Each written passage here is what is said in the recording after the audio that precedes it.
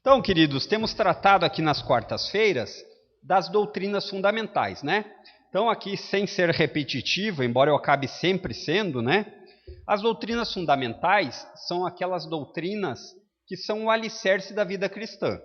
As doutrinas fundamentais são aqueles ensinamentos que eles fazem a diferença se você é um cristão bíblico ou um cristão nominal. Por quê? Porque nós sabemos que a regra de fé do crente é a Bíblia. E a regra de prática do crente vem da Bíblia. Então, a partir da Bíblia, essas doutrinas fundamentais são aprendidas. E entre elas, a doutrina sobre Cristo, a cristologia. Então, nós já falamos a respeito de vários temas aqui, né? A respeito da cristologia. Se os irmãos lembrarem de todos, só os títulos, tem um livro de 500 páginas do pastor Fernando disponível. 500 páginas. Difícil, né, irmãos? É uma tarefa quase impossível. Mas nós já falamos aqui a respeito da pessoa de Cristo, né? Das suas naturezas. Falamos a respeito dos debates que existiram no começo da história da igreja. Falamos a respeito das provas da real humanidade e da real divindade. Jesus é mais divino ou mais humano? 100%. Esse foi um dos debates que acaloraram os primeiros anos da igreja, né? A Bíblia ensina que não existe divisão no sentido de que Jesus, o divino, ele engoliu o humano, e nem que em determinado momento ele passou a ser humano. Não, esses foram vários dos temas combatidos das heresias nos primeiros séculos. Depois falamos também a respeito da pré-existência de Cristo, lembram? Porque se Cristo é Deus, Deus não tem começo e nem fim, né? É verdade que como homem teve um início, quando ele encarnou, mas isso não quer dizer que Jesus não foi sempre eterno. Depois falamos a respeito do caráter de Jesus, lembram? De características do caráter de Jesus que devem existir nos discípulos, né? Entre elas falamos da santidade, do amor, da mansidão, da humildade. E por fim falamos a respeito da impecabilidade de Cristo. Cristo podia pecar? Então falamos bastante coisa aqui, né? Depois entramos na obra de Cristo, lembram? E dentro da obra de Cristo, passamos pelo autoesvaziamento de Cristo, é a kenosis, né? Não é que Jesus deixou de ser Deus, mas ele se fez servo quando veio. Depois falamos da obra redentora de Jesus também. E nas últimas 2 ou 3, falamos a respeito do quê? Lembram? Essa está mais quentinho na memória, né? Ministério presente de Cristo. Muito bem, o irmão salvou aí o corpo, né? Diz que é assim mesmo. Sempre tem que ter um membro salvando. Então, hoje vamos falar de algo que ainda está no escopo da obra de Cristo, mas que diz respeito a um assunto que é bastante curioso, porque nós gostamos de pensar em coisas sobre o futuro, né? É quase impossível você ver alguém que não tem curiosidade sobre as coisas, né? Então, se você tinha o hábito ou tem o hábito de assistir telejornais ou até o Fantástico, né? Sempre tinha lá, eu lembro que com frequência faz um tempo que eu não assisto, mas tinha lá, profecia de Nostradamus. Aí os caras inventavam uma coisa, está se cumprindo. A diferença é que o testemunho da profecia em Cristo, ele é bem diferente. Por que ele é bem diferente? Porque se a Bíblia é a palavra de Deus, nossa primeira doutrina fundamental foi qual? Bibliologia, né? Doutrina sobre a Bíblia. E nós vimos lá vários aspectos da confiança que temos, na sua veracidade, na sua fidelidade. Então, provamos, inclusive, aspectos que são históricos, né? Depois, então, o que nós queremos dizer em cima disso é, a Bíblia é a palavra de Deus. Nós já chegamos a essa conclusão. Já estudamos isso. Então, se ela é a palavra de Deus, é de se esperar que cada uma das previsões sobre o futuro acontecesse ou não acontecesse? Acontecesse. E mais do que acontecer, acontecer com precisão. Certo? Detalhes específicos. E é nisso que entram o testemunho das profecias sobre Cristo. Deixa eu só fazer uma breve introdução para você entender o peso que tem isso aqui quando nós estudamos, até para você ter argumentos de debate, não debate no sentido de sair batendo boca, mas argumentos de uma pessoa que sabe. Como o pastor Fernando falou no último domingo, a sua fé não pode ser uma fé fanática. Em que sentido? No sentido de que você não sabe no que você crê. Essa é a definição de fanatismo. Né? Nós podemos ser radicais, mas nós não somos fanáticos. Radicais no sentido que se precisar morrer, nós morreremos. Que Deus nos ajude, né? Então, isso é tirado de um livro aqui, chamado Defesa da Fé, muito bom, um livro curto. Até as crianças, eu acho que os jovens tiveram no Jovem Teólogo esse livro. Talvez eles não lembrem. Mas foi feito um cálculo por esse cidadão aí, um matemático chamado Peter, que ele estudou as probabilidades das profecias se tornarem realidade. Então é um cálculo matemático, é como dizer assim, quantas vezes uma pessoa pode acertar na Sena? É Sena ainda? Na Mega Sena. Você vai fazer os cálculos matemáticos das probabilidades, e as probabilidades são pequenas, né? Todo mundo saberia. Mas quando se fala a respeito das profecias, ele calculou a possibilidade de apenas 8 profecias se tornarem na realidade na vida de qualquer um. Não na de Jesus, de qualquer um. 8. Nós vamos falar que não são só 8, mas 8. E olha o número que se chega matematicamente. Eu tentei pensar um pouco nesse número, mas tive dificuldade. 100 milhões de bilhões de possibilidades. Será que é bastante ou não? O resumo aqui é que isso é impossível de acontecer. 100 bilhões de possibilidades. Deixa eu tentar te trazer ainda uma ideia que ele traz esse exemplo para você conseguir tatear o que quer dizer isso. Então, ele falou a respeito do estado do Texas, para nós imaginarmos. O estado do Texas é mais ou menos o tamanho da Bahia, né? É 450 mil quilômetros quadrados. Daria 450 milhões de metros quadrados. É muito grande. Então, a ideia desse cálculo é a seguinte. Imagina que você preenchesse todo esse estado nessa imensidão. Esse é o cálculo, tá? Um cálculo matemático, eu não estou inventando. Se alguém inventou, foi ele. Mas eu acho que não, porque é um cálculo matemático fácil de ser comprovado. Não tão fácil pela quantidade, mas é fácil de ser comprovado por alguém que for colocar na calculadora e pensar.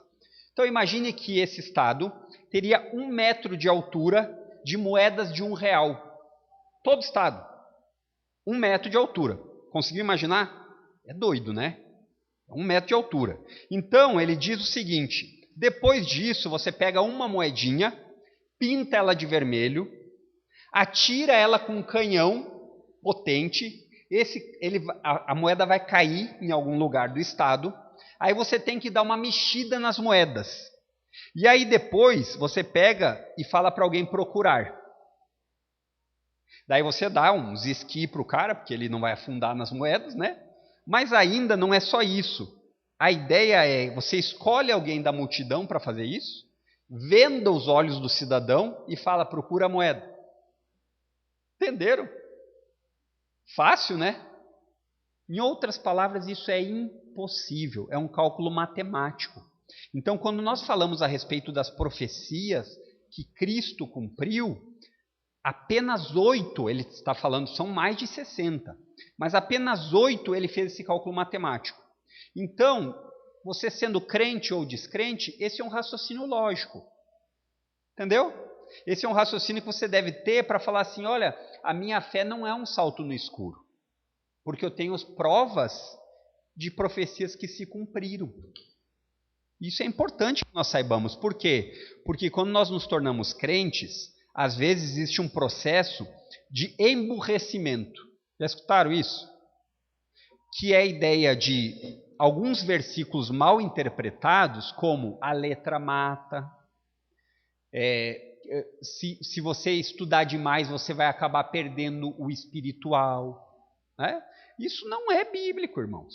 Quando nós cremos A ideia é que nós devemos passar a conhecer cada vez mais e tornar a Deus conhecido. Esse é o objetivo. Então, em outras palavras, a possibilidade de 8 profecias se cumprirem na vida de qualquer pessoa da maneira como foi com Cristo é impossível. Só é possível se alguém que tem o controle externo dessa brincadeira estiver no controle.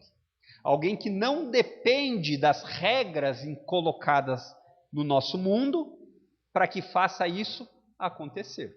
Entenderam? Essa é a ideia. Então, o testemunho da profecia, olha que interessante. Das profecias do Antigo Testamento, há pelo menos 60 citadas no Antigo Testamento e cumpridas por Cristo. Como eu sei que os irmãos não estão com pressa, nós vamos ler as 60. Não, né? Mas depois eu posso dar pelo menos essas 60 para você olhar em casa. Porque o objetivo aqui é que você sempre acompanhe com cuidado. Que você sempre seja capaz de questionar se isso é real ou não, mas que quando você for satisfeito com a evidência, se humilhe, né? Porque muitas vezes o problema não está na evidência, mas num coração que não quer se dobrar a ela. Não é assim que acontece muitas vezes? Se você tem filhos pequenos, você vai ver bem claramente isso, né? Filho, não mexe aí que vai dar problema. Então, aqui nós vamos falar apenas de 6 que foram descritas antes de Jesus nascer. E isso, quando a gente fala antes de Jesus nascer, não foi alguns anos, foi mais de 400 anos antes. Olha que complexidade isso. Então, aqui, as que eu quero trazer com vocês aqui, em primeiro lugar, abra aí sua Bíblia em Isaías, capítulo 7, verso 14.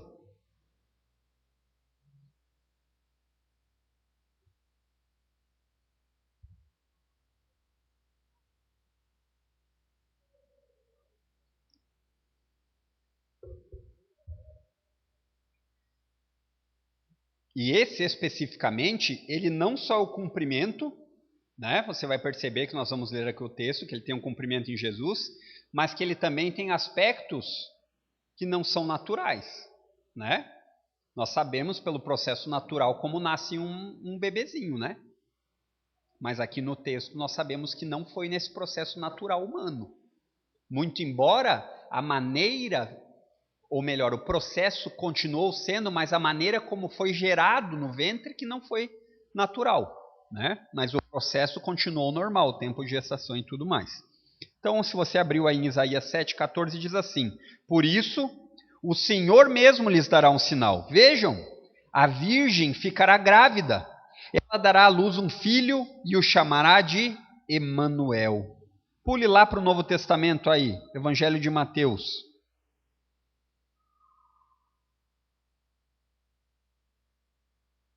Capítulo 1, versos 18 a 25.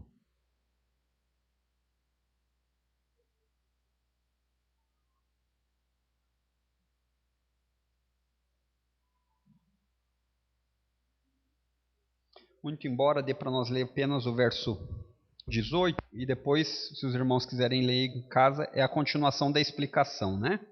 Então diz assim: Foi assim que nasceu Jesus Cristo. Maria, sua mãe, estava prometida para se casar com José. Antes do casamento, porém, ela engravidou pelo poder do Espírito Santo. A descrição contínua do texto vai falar que Maria era virgem. Então você percebe que aquilo que foi dito lá pelo profeta se cumpre em Jesus. Certo? Então, note que esse é uma das profecias cumpridas. Você nota que essa primeira profecia, ela tem requintes de o quê? Sobrenaturalidade. É algo que não é possível, né? Alguém prever e fazer cumprir de maneira humana. Não é. Depois, em segundo lugar, a Bíblia nos fala, abra lá sua Bíblia em Gênesis 12.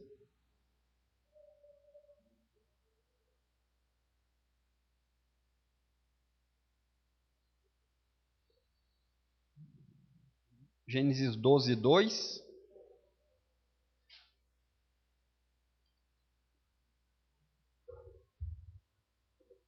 Diz lá: Farei de você uma grande nação, o abençoarei e o tornarei famoso, e você será uma bênção para outros. Ele está aqui falando para Abraão, mais tempo ainda antes, né? E aí pule lá para o capítulo 22.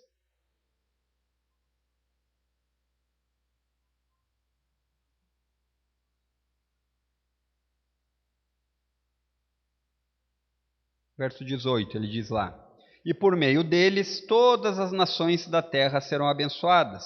Tudo isso porque você me obedeceu. O contexto aqui é ele falando a respeito da descendência de Abraão, né? Então ele está falando que os descendentes de Abraão abençoariam as nações. Agora pule lá para Mateus, capítulo 1.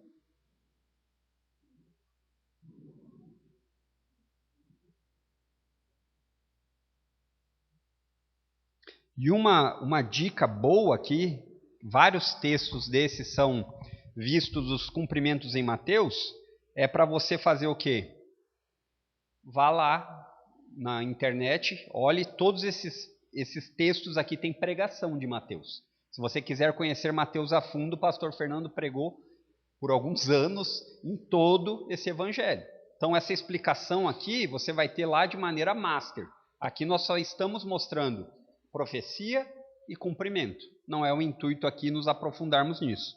Então ele diz lá: Abraão gerou Isaque, Isaque gerou Jacó, Jacó gerou Judá e seus irmãos. Então você vai ver aqui que ele vai descrever o que? Verso 1 lá. Este é o registro dos antepassados de Jesus Cristo. Então você vai perceber que a genealogia de Jesus bate com a genealogia falada lá de Abraão.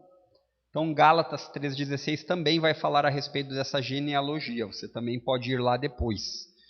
Depois, não era só de Abraão, porque poderiam dizer assim, tá, mas Abraão foi pai de muitas pessoas, no sentido de que ele foi o patriarca. Mas você vai perceber que a Bíblia ela vai afunilando, para que você não tenha o tipo de pensamento, ou melhor, para descrever realmente de onde viria Jesus, né? Então Jesus seria descendente de Isaque.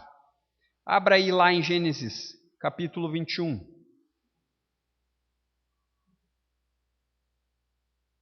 Verso 12.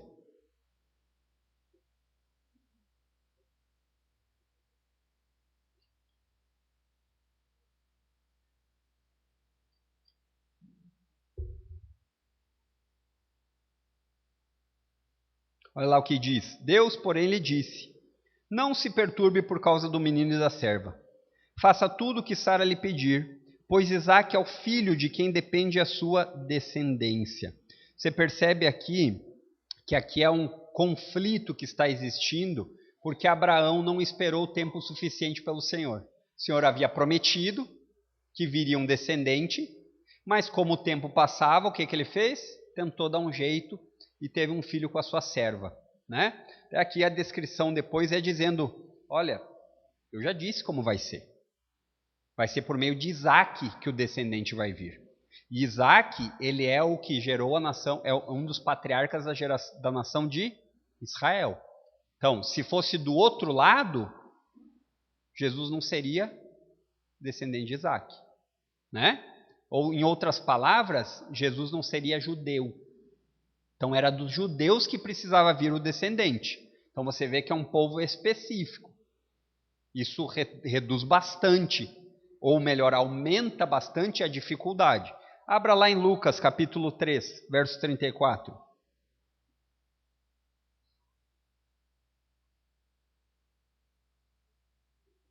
Lucas, capítulo 3, verso 34.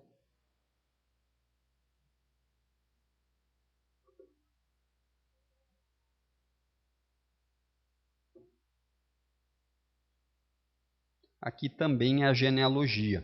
Talvez lendo ela rapidamente aqui, você não consiga entender o fio da meada, porque precisa um pouquinho mais de contexto. Mas aqui ele está dando a descrição da nação de Israel, né? Então ele diz lá, Judá era filho de Jacó. Jacó era filho de Isaque, de quem nós estamos procurando aqui. Isaque é retroativa aqui, ele está indo de baixo para cima. Então ele não está falando para frente, ele está voltando. Então ele fala, Isaac era filho de Abraão. Abraão era filho de Terá. Terá era filho de Naor. É o contrário aqui, né? Lucas vai mostrar aqui historicamente a genealogia para dizer da descendência de Cristo. Então você vê que eles remontam a descendência de maneira específica, certo? Então, ainda para terminar aqui, dessas profecias cumpridas, em quarto lugar, e aqui começa a funilar ainda mais, não só da nação de Israel, mas de um povo, ou melhor, de uma tribo. Vocês devem lembrar que a nação de Israel foi dividida em tribos, e Jesus viria de uma tribo específica. Aqui o negócio fica bem mais complexo. Seria a mesma coisa que dizer assim, olha, é dos habitantes de tal bairro. Essa é a ideia. Abra lá em Gênesis 49, 10.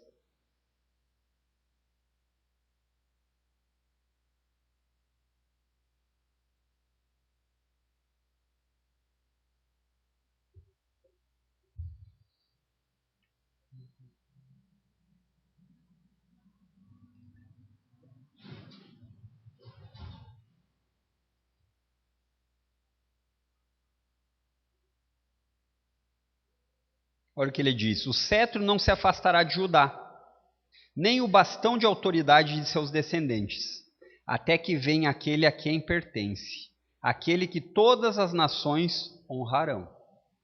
Então ele está dizendo a respeito de uma pessoa específica, de uma tribo específica, essa é a ideia de Judá, é uma das tribos de Israel, e que nós vamos ver que lá no Novo Testamento nos mostra o cumprimento. Abra lá em Hebreus capítulo 7.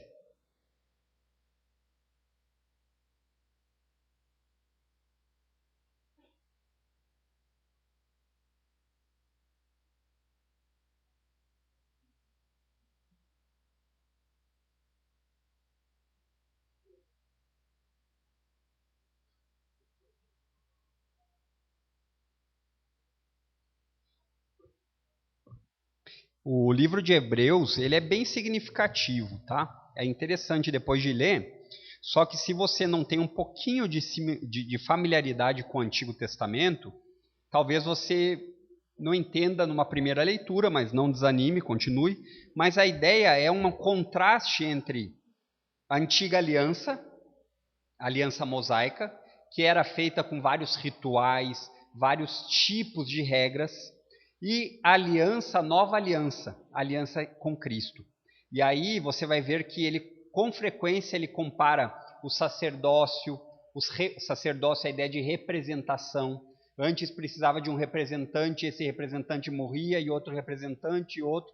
No Novo Testamento você vai ver que Jesus é o nosso sumo sacerdote, e ele não vai ser substituído, ele é de uma vez por todas. Então é bem interessante isso. Aí o verso 14 diz assim: de fato, como todos sabem, ou seja, isso é algo que, principalmente para os leitores, é algo que não é desconhecido.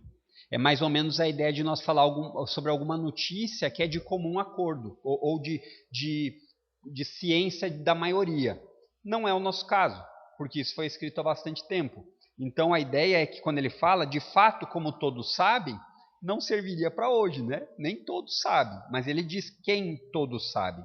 Nosso Senhor veio da tribo de Judá, uma tribo específica, e Moisés nunca mencionou que dessa tribo viriam sacerdotes.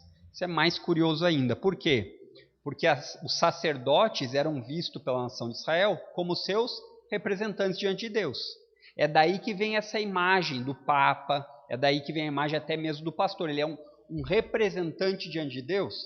Nós sabemos que a Bíblia diz que o único que realmente é um representante nosso diante de Deus é Jesus. Ah, mas o pastor ele não pode interceder? Claro que pode, assim como você também pode.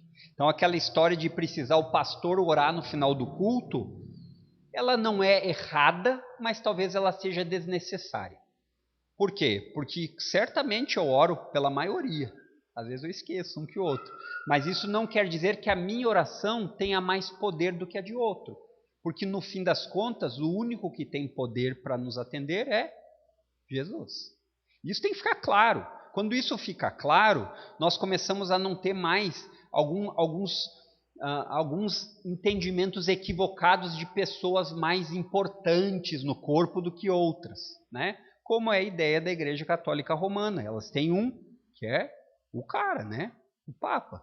Só que nós sabemos que diante de Deus existe o sacerdócio de todos os santos, no qual o apóstolo Pedro fala na sua primeira carta, que é a ideia de que todo crente é um sacerdote, porque o sumo sacerdote intercede por eles. Certo? Fui um pouquinho mais longe, né? Mas é a ideia aqui, vai afunilando. Aí depois ele fala aqui que Jesus seria da casa de Davi, do rei Davi. Então ele teria que vir da descendência de Davi. E Davi era de qual tribo? Judá.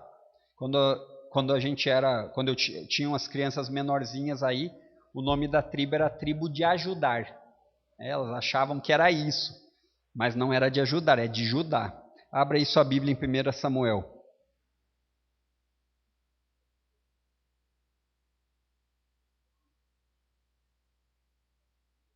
Capítulo 7, verso 12. Não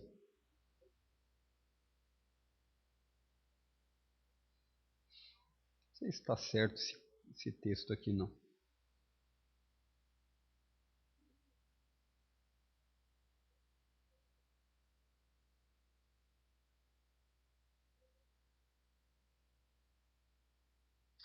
Eu tenho a impressão que não é esse texto não, irmãos. Provavelmente na hora de digitar aqui eu anotei. Pode ser, pode ser. Perfeito.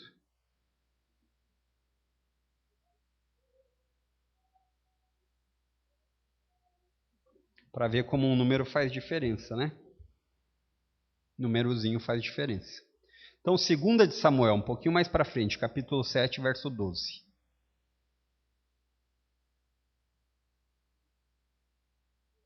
Diz lá: Pois quando você morrer e for sepultado com seus antepassados, escolherei um de seus filhos, de sua própria descendência, e estabelecerei seu reino. Você percebe que esse aqui é uma promessa presente, mas que tem cumprimento no futuro. Porque nós sabemos que a família de Davi, ela foi despedaçada, né? Depois de Salomão, os reinos se dividem, vira uma bagunça.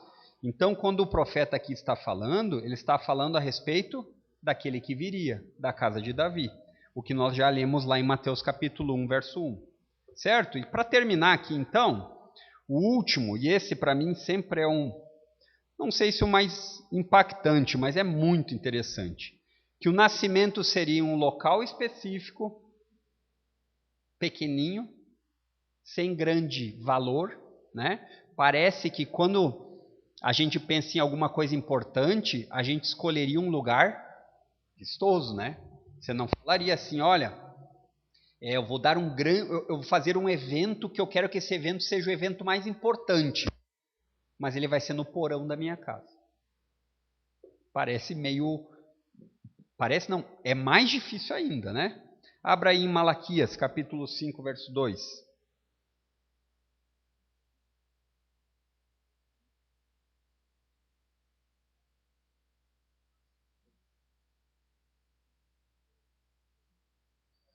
Ah, até que enfim, né?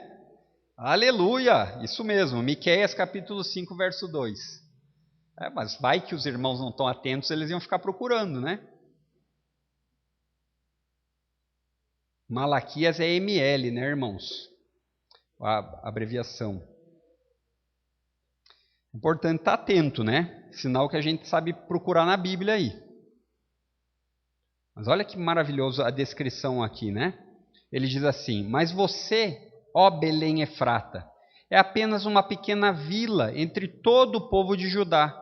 E, no entanto, um governante de Israel, cujas origens são do passado distante, aqui em outras traduções vai dizer da eternidade, sairá de você em meu favor. Interessante, né? Agora pule lá para Lucas, capítulo 2. E se você quiser escutar na íntegra isso daí, como eu falei, o pastor Fernando expôs esse texto de Mateus capítulo 2.